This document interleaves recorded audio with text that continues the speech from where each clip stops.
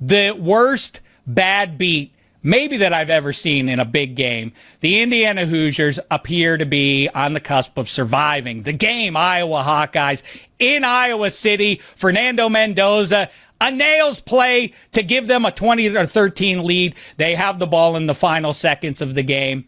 The Hoosiers are laying 6.5 in this game. Fernando Mendoza takes the snap and runs half the field out of the back of the end zone. And then Fernando Mendoza explains it this way.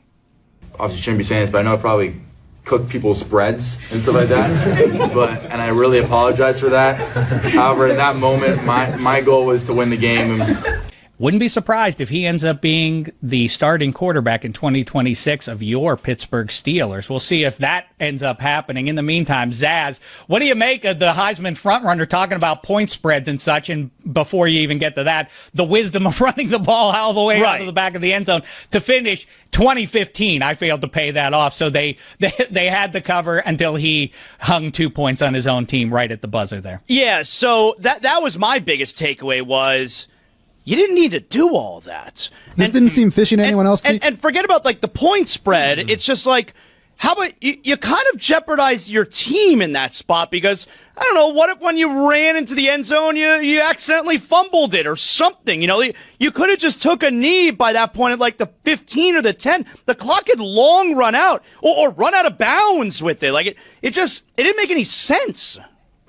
Boy, it's really interesting if you reverse the order of A.D. Mitchell representing the Hoosier State and Fernando Mendoza.